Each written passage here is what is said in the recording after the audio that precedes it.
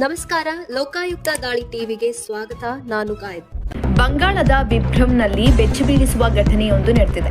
ಮರಳು ಮಾಫಿಯಾ ವಿರುದ್ಧ ಕಾರ್ಯಾಚರಣೆ ನಡೆಸುತ್ತಿದ್ದ ಪೊಲೀಸರು ನಿವೃತ್ತ ಸರ್ಕಾರಿ ಬಸ್ ಚಾಲಕನ ಮನೆ ಮೇಲೆ ದಾಳಿ ನಡೆಸಿದ ವೇಳೆ ಭಾರೀ ಸಂಪತ್ತು ಕಂಡು ಬೆಚ್ಚಿಬಿದ್ದಿದ್ದಾರೆ.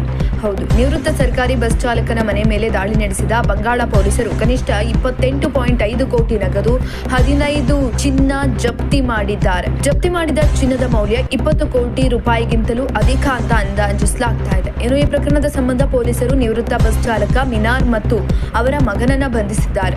ಇದರ ಜೊತೆಗೆ ಇತರ ಸ್ಥಳಗಳಲ್ಲೂ ಹಣ ಸಂಗ್ರಹಿಸಲಾಗಿದೆಯಾ ಅನ್ನೋದ್ರ ಬಗ್ಗೆ ಪ್ರಶ್ನೆ ಮಾಡಲಾಗ್ತಾ ಇದೆ. ಮಿನಾರ್ ಎಸ್ಕೇಪ್ ಆಗಿರುವ ಟಿಲ್ಲು ಮೊಂಡಲ್ ಅಲಿಯಾಸ್ ಮೊಹಮ್ಮದ್ ನಜೀಬುದ್ದೀನ್ ಅವರ ಸೋದರ ಮಾವ.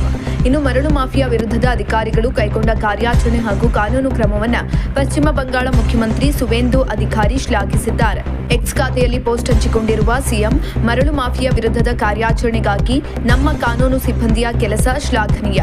ನಿಖರ ಮಾಹಿತಿ ಪಡೆದು ಕಾರ್ಯಾಚರಣೆ ನಡೆಸಿದ್ದಾರೆ. ಈ ಕಾರ್ಯಾಚರಣೆಯಲ್ಲಿ ಭಾಗಿಯಾಗಿರುವ ಪಶ್ಚಿಮ ಬಂಗಾಳ ಪೊಲೀಸರು, ಡಿಜಿಪಿ, ಎಸ್ಪಿ ಬಿಭ್ರಂ ಪೊಲೀಸ್ ಮತ್ತು ಬಿಭ್ರಂ ಜಿಲ್ಲಾ ಪೊಲೀಸ್ ಸಿಬ್ಬಂದಿ ಅವರ ತ್ವರಿತ, ವೃತ್ತಿಪರ ಮತ್ತು ನಿರ್ಣಾಯಕ ಕ್ರಮಕ್ಕಾಗಿ ನಾನು ಅವರನ್ನ ಪ್ರಶಂಸಿಸುತ್ತೇನೆ ಅಂತ ತಿಳಿಸಿದ್ದಾರೆ.